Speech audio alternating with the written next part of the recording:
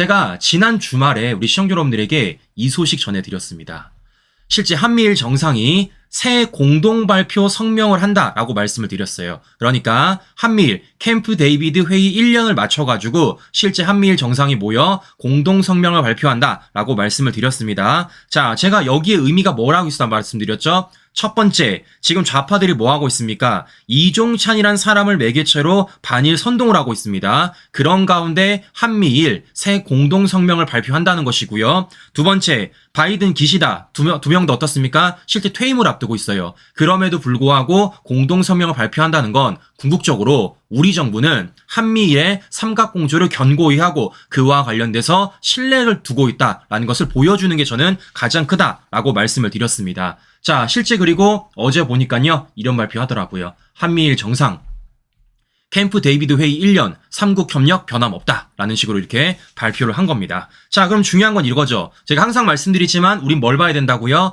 과연 이와 관련돼서 언론이 보도하는지 안 하는지, 더 나아가 어떻게 조명하는지를 우리는 봐야 되는 겁니다. 실제 어제 언론을 보니까요, 보도를 하더라고요. 어디에서? KBS, SBS, TV조선, 채널A, MBN 보도를 합니다. 시청자 여러분들 딱 두 군데 빠졌죠. 어디 빠졌습니까? JTBC, MBC입니다. 실제 어제 JTBC, MBC는요, 한미일 정상들의 새로운 공동 성명이 나왔음에도 불구하고 1도 보도를 안 했어요.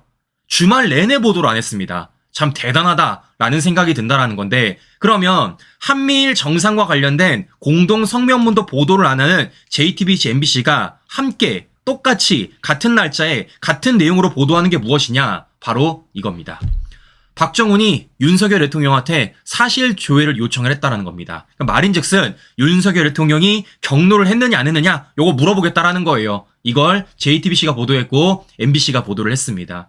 자, 그러니까 다시 말씀드리지만 지금 한미일 정상이 캠프 데이비드 회의 1년 3국 협력 변화 없다라는 공동 성명문을 발표했음에도 불구하고 굉장히 우리에게 외교적으로 안보적으로 중요한 이슈임에도 불구하고 이걸 JTBC, MBC는 1도 보도 안 하면서 뭐를 보도했다고요? 박정훈과 관련된 윤 대통령을 향한 화살을 돌리는 것은 보도를 했다라는 겁니다. 그러니까 이들을 보더라도 지금 이들이 어디에 뉴스에 포커스를 맞추고 있고 이들이 뭘 중화시하는지를 우리가 확인해 볼 수 있다라는 거예요. 우리가 뭐라고 말하는 겁니까? 이래서 언론답지 않은 언론이라고 말하는 것이고 편향된 언론이라고 말을 하는 겁니다. 아니, 박정훈 얘기를 하더라도 적어도 이건 얘기를 해야죠. 맞는 건 아닙니까, 시청자 여러분들? 네, 참 JTBC, MBC가 갈 때까지 가고 있다라는 생각을 제가 한 번 더 드는데요. 자, 이쯤 되면 물어봐야죠. 뭐가 중요한디? 네, 도대체 우리 국민과 우리 나라를 위해서 뭐가 중요한지를 제발 JTBC, MBC 기자들이 좀 생각했으면 좋겠다라는 생각을 제가 갖고 있는데요. 자, 그럼 궁극적으로 이런 것 아니겠습니까? 왜 이걸 보도를 안 할까요?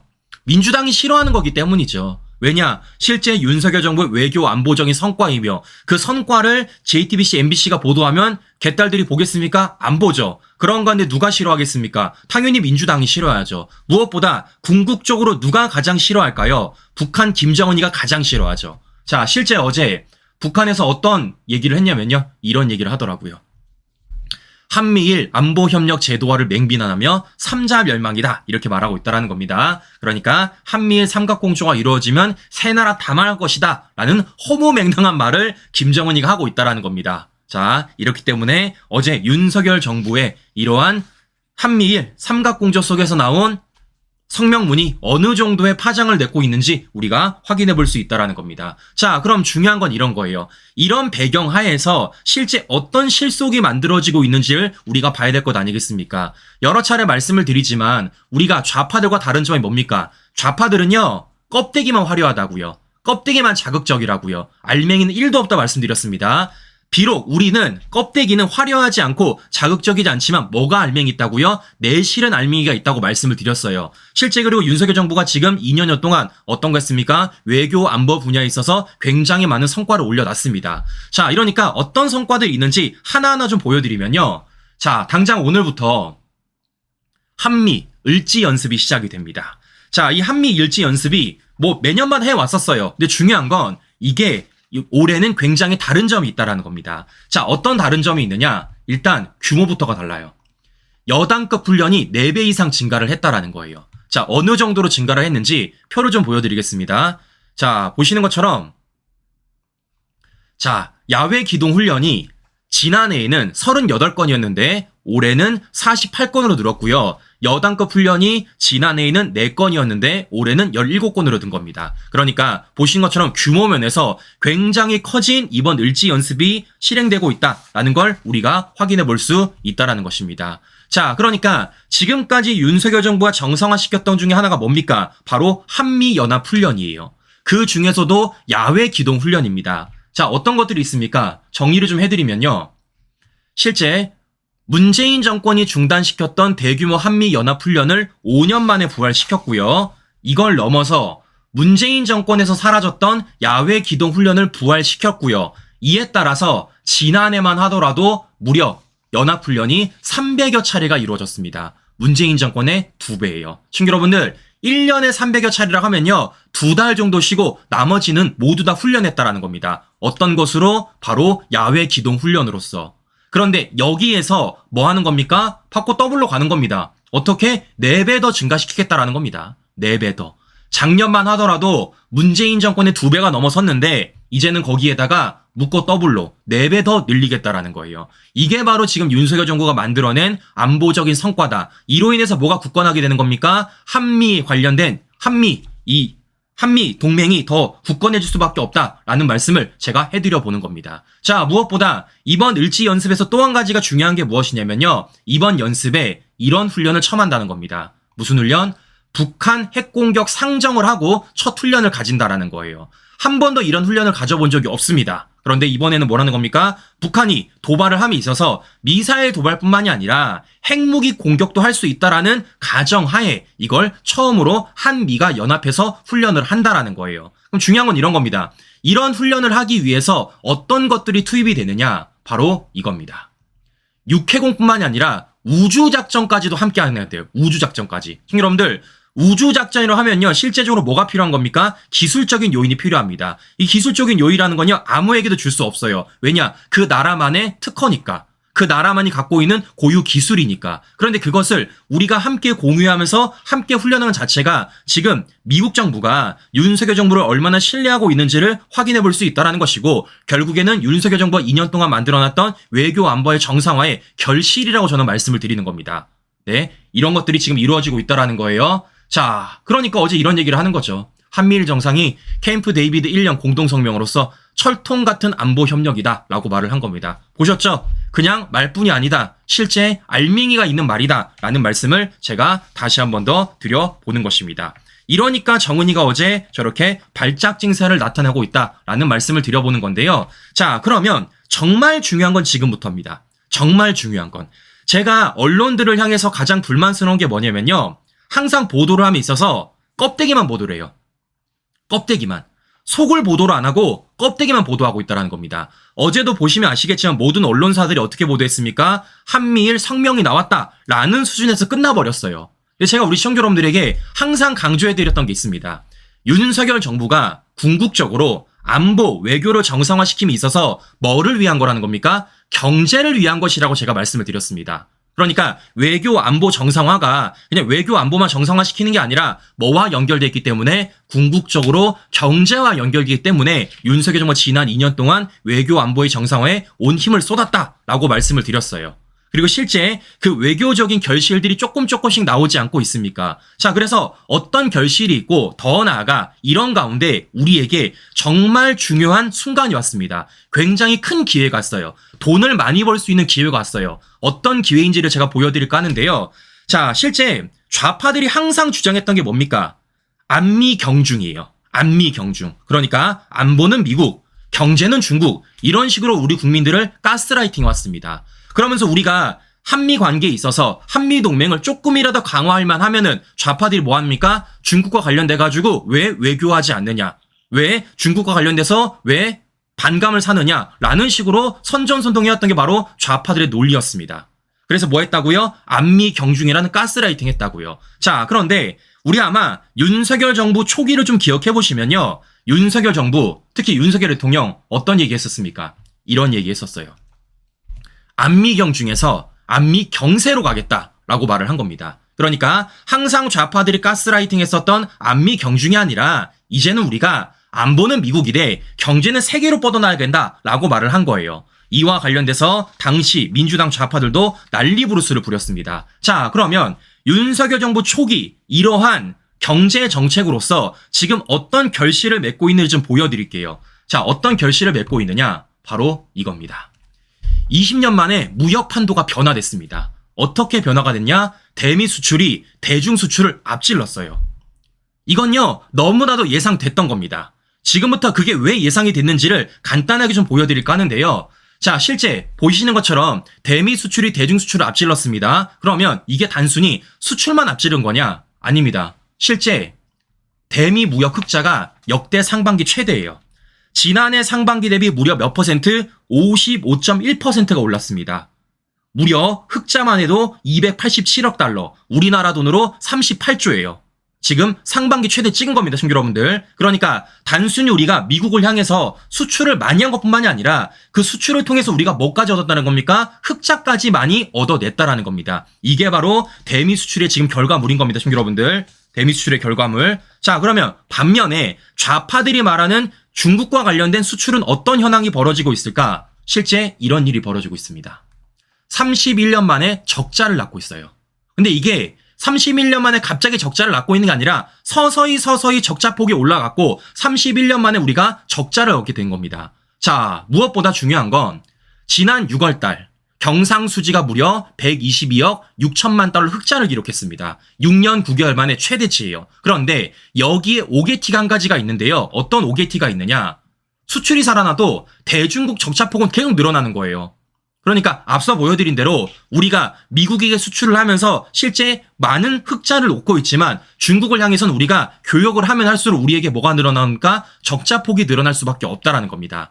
이런 배경하에서 윤석열 정부가 뭐 한 겁니까? 앞서 말씀드린 안미경중이 아니라 안미경세를 얘기한 겁니다. 왜냐? 너무나도 예상됐으니까. 어떤 것으로? 통계치로. 그렇기 때문에 지금 윤석열 정부가 왜 지난 2년 동안에 한미동맹을 그렇게 다시 정상화시키고 한미동맹을 더 강화시켰는지 우리가 확인해 볼 수 있다는 것입니다. 자, 문재인처럼 이렇게 중국 가서 8개 혼밥한다고 국민 잘 살지 않아요. 네? 이재명처럼 중국에 쎄쎄 말한다고 국민들이 잘 살지 않습니다. 지금 민주당 좌파들이 정말 아무것도 모른 채 우리 국민들을 가스라이팅 하고 있지만 중요한 건 이와 관련돼 가지고 윤석열 정부는 정확한 지표를 가지고 정확한 분석을 가지고 실제 외교, 안보, 경제 분야에 있어서 한 단계 나아가고 있다라는 말씀을 제가 해드려 보는 것입니다. 자, 그러면 여기서 한 가지가 더 중요합니다. 지금 보시는 것처럼 여기까지 이런 결과물을 만들어냈어요. 그럼 중요한 건 뭐겠습니까? 이 결과물을 받들어서 우리는 더 큰 결과물을 만들어내야 된다는 겁니다. 자, 무엇보다 지금 세계 패권이 어떤 식으로 돌아가고 있습니까? 미국과 중국의 경쟁 관계에서 돌아가고 있어요. 저는 여러 차례 말씀을 드렸지만 문재인 정권처럼 양측 다 논해보겠다라는 식으로 말도 안 되는 외교안보 정책 안 먹힌다고 말씀드렸습니다. 다른 나라가 바보가 아닌 이상. 즉 우리는 확실한 노선을 가려야 되는 겁니다. 그런 확실한 노선 속에서 지금 윤석열 정부는 어떤 노선 가고 있는 겁니까? 바로 미국과 노선을 함께하고 있다는 겁니다. 자, 이러니까 최근에 미국이 어떤 발표를 했냐면요. 바로 이런 발표를 했어요. 중국산 전기차 관세를 25%에서 100%로 늘렸고요. 반도체를 25에서 50%로 대폭 인상했습니다. 자, 신규 여러분들 사겠습니까? 네? 미국에 계신 분들이 이렇게 관세를 매기면은 전기차 사겠냐고요? 네? 중국산 반도체 사겠냐고요? 안 사죠. 왜냐? 돈을 더 내야 되는데. 네? 원래는 25%인데 100% 늘렸고 25%인데 50% 늘리면 어떻게 되겠습니까? 세금이 더 붙게 되는 거죠. 그러면 실제 소비자 입장에서는 이거 고르겠냐고요. 그나마 중국산의 가장 경쟁적인 게 뭡니까? 가격이었습니다. 그런데 그 가격적인 측면에 대해서 미국이 제재를 가하는 겁니다. 어떻습니까? 이러니까 중국이 미국에 수출하는 것이 줄어들 수밖에 없는 것이고 실제 수출을 하더라도 소비 시장이 약화될 수밖에 없다라는 거예요. 미국이 최근에 이런 발표한 겁니다, 친구 여러분들. 오래된 게 아니에요. 올해 상반기입니다. 자, 그러면 이게 우리에게 굉장히 중요한 게 무엇이냐면요. 실제 우리가 미국에게 가장 많이 수출한 것 중에 두 개가 무엇이냐? 바로 자동차 반도체예요. 자동차 반도체. 그러면 실제 중국산 자동차 반도체가 미국 시장 내에서 먹히지 않는다라면 우린 뭐 할 수 있겠습니까? 한국산 전기차 반도체를 미국 시장에 더 팔 수 있다라는 겁니다. 그러면 우린 결과적으로 어떤 일이 일어나는 겁니까? 앞서 말씀드린 대로 이 무역 흑자를 더 늘릴 수가 있는 거예요. 뭐를 통해서? 대미 수출을 통해서. 그렇기 때문에 우리에게 굉장히 중요한 현안이자 기회이다라고 제가 말씀을 드리는 겁니다. 이러니까 윤석열 정부 뭐 하는 겁니까? 미국과 더 많은 관계를 맺는 거예요, 신규 여러분들. 그냥 하는 게 아닙니다. 자, 무엇보다 여기서 한 가지 중요한 게 바로 이겁니다. 앞서 말씀드렸지만 실제 우리가 지금 어떻다고요? 수출이 살아나도 대중국 적자폭이 늘었다라고 말씀을 드렸습니다. 그런 가운데 우리에게 가장 치명타가 무엇이냐면요. 바로 이거예요. K배터리 핵심 광물 중국 의존도가 주요 경쟁국에 비해서 가장 높습니다. 앞서도 말씀드렸지만 지금 미국이 뭐 하고 있다고요? 중국산 전기차 관세, 반도체와 관련돼서 대폭 인상했다고 말씀드렸습니다. 우리에겐 기회예요. 근데 중요한 건 이런 과정 속에서 우리가 자동차를 만들어 팔고 반도체를 만들어 팔려면 뭐가 필요하겠습니까? 그 원자재, 핵심 광물이 필요합니다. 그런데 그 핵심 광물을 지금 누구에게 의존하고 있다요? 중국에게 가장 많이 의존하고 있다는 겁니다. 그러면 우리가 중국과의 무역에 있어서 미국과의 무역에 있어서 적자폭을 더 줄이고 흑자를 늘리기 위해서 뭐가 필요하겠습니까? 이걸 벗어나는 거예요. K배터리 핵심 광물 중국 의존도를 벗어나는 겁니다. 그래서 실제 윤석열 정부가 뭐 했냐? 최근에 중앙아시아 3국 자원외교 순방하고 왔잖아요. 언제입니까? 6월달입니다. 이 자리에서 누구 만났습니까? 카자흐스탄 정상회담 했습니다. 그리고 우리가 뭘 얻어냈습니까? 이거 얻어냈잖아요. 카자흐스탄 리튬 광구 4곳을 한국이 독점 탐사할 수 있는 결실을 맺은 겁니다. 자, 이게 전기차 몇 대냐? 330만 대 분량입니다, 신규 여러분들. 330만 대. 그러니까 중국에게 그조나 의존했었던 배터리와 관련된 광물을 이제는 다변화시킬 수 있는 것이고 그 다변화 과정 속에서 우리는 뭘 노릴 수 있는 겁니까? 미국 정부의 이러한 관세 정책에 있어서 중국 시장을 우리가 점유할 수 있다라는 말씀을 제가 해드려 보는 것입니다. 이런 가운데서 지금 뭐 한 겁니까? 어제 한미일이 이렇게 같이 발표한 거예요. 흔들림 없는 믿음, 삼국 협력은 필수 불가결이다. 자, 보시는 것처럼 실제 윤석열 정부가 지난 2년여 동안에 안보 외교에 있어서 왜 정상화를 시켰는지, 그리고 그것이 어떤 결실을 맺고 있는지, 그런 가운데 어떤 기회를 맺고 있는지, 그런 가운데서 어제 한미일 정상과 관련돼서 새로운 공동성명문이 왜 발표를 했는지를 우리 시청자 여러분들에게 다시 한 번 더 전해드리는 것입니다. 요런 구조 속에 있고 요런 순서 속에 있다고요. 단순히 안보, 단순히 외교, 단순히 경제 이게 아니라 하나 돼서 연결해가지고 모든 것들이 다 순환돼서 돌아가고 있다라는 말씀을 해드리는 겁니다. 자, 그런데 중요한 건 이거죠. 이거 언론들이 보도합니까, 신규 여러분들? 이 언론들이 보도합니까? 안 해요. 안 합니다. 어제도 실제 이걸 보도했던 언론들을 보더라도요. 보시는 것처럼 그냥 단편적인 얘기만 합니다. 한미일이 뭐 정상회담을 가질 가능성이 있다. SBS 똑같고 TV조선, 채널A, MBN 다 똑같습니다. 다 그냥 겉만 보도하고 있다라는 겁니다. 그럼 좋아요. 겉만 보도해도 저는 뭐 괜찮다고 생각을 해요. 근데 중요한 건 뭡니까? 우리가 알아야죠. 우리가. 여러 차례 말씀을 드렸지만 우리가 윤석열 정부를 지지함에 있어서 윤석열 정부를 지지하자라고 말함에 있어서 단순하게 윤석열 정부가 잘하니까 지지하자라고 말하는 게 아니라 실제 이와 관련돼 가지고 우리가 어떤 근거를 가지고 윤석열 정부가 잘하는지 어떤 근거를 가지고 지지를 해야 된다고 말을 하는지 그 근거가 필요하다고 말씀드렸습니다. 그리고 그거는 우리가 알아야 될 부분이고 그래서 우리 시청자 여러분들에게 언론들이 보도하지 않은 특히 JTBC, MBC는 절대 보도하지 않은 윤석열 정부의 성과를 제가 좀 보여드렸어요. 그리고 앞으로 있을 우리의 기회를 좀 보여드렸습니다. 자, 이렇기 때문에 이와 관련돼가지고 우리가 알아야 되는 것이고 더 많은 분들한테 공유해드리는 게 저의 역할이고 우리 시청자 여러분들의 역할이지 않을까라는 말씀 다시 한번 전해드리면서 오늘 방송 마무리하도록 하겠습니다. 네, 오늘도 행복한 하루 보내시고요. 전 다음 방송 다시 뵙도록 하겠습니다. 오늘도 긴 시간 끝까지 시청자 여러분 감사합니다.